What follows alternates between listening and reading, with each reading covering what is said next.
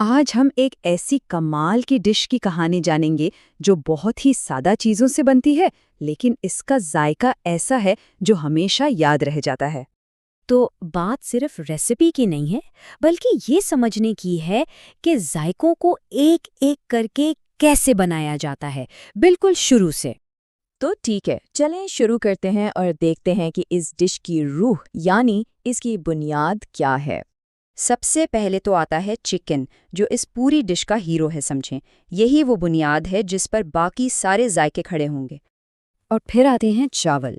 चावल तो जैसे एक कैनवस की तरह हैं, जो बिल्कुल तैयार बैठे हैं कि उन पर जायकों के रंग बिखरें। अच्छा, प्याज को जब भूना जाता है ना, तो इससे एक गहरी मीठी सी खुशबू निकलती है जो जायके की पहली तह बनाती है। और आखिर में मक्खन और तेल, ये वो चीज़ें हैं जो सबको जोड़ती हैं। इनसे एक ख़ास किस्म की रिचनेस आती है और चावल का हर दाना बिल्कुल अलग और चमकदार हो जाता है।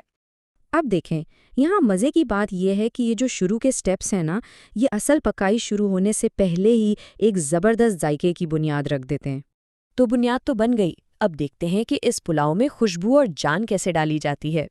यहाँ देखें, हर मसाले का अपना एक अलग किरदार है। हल्दी से रंग और गर्मी, ज़फ़रान से वो ख़ास शाही खुशबू और रंग, सोया से ताजगी और लहसुन और काली मिर्च से एक तीखापन। ये सब मिलकर ही तो इस डिश की अलग पहचान बनाते हैं। लेकिन रुकिए, कहानी यहाँ ख़त्म नहीं होती। एक ऐसी चीज़ है जो उसे एक आम पुलाव से कुछ बिल्कुल ही अलग बना देती है, एक हैरान कुन मोड़। आखिर एक अच्छे पुलाव और एक बेहतरीन याद रह जाने वाले पुलाव में क्या फ़र्क होता है? जवाब ये है कि कभी-कभी सिर्फ नमकीन जायकों से आगे भी सोचना पड़ता है। देखें, लहसुन, काली मिर्च, जड़ी बूटियाँ, ये तो हम सब सोच ही रहे थे। लेकिन असल जादू तो उन चीज़ों में है जिनका कोई सोच भी नहीं सकता था। शाहबलूत, खुश्क खुबानी और किशमिश। इन तीनों का अपना अपना काम है। शाहबलूत से एक हल्की सी मिठास आती है, खुबानी एकदम से खट्टा मीठा झटका देती है और किशमिश से एक गहरी मीठी खुशबू आती है। अब सबसे ज़रूरी मरहला आता है, इन सब अलग-अलग जायकों को एक साथ मिलाकर एक मुकम्मल डिश कैसे बनाया जाए।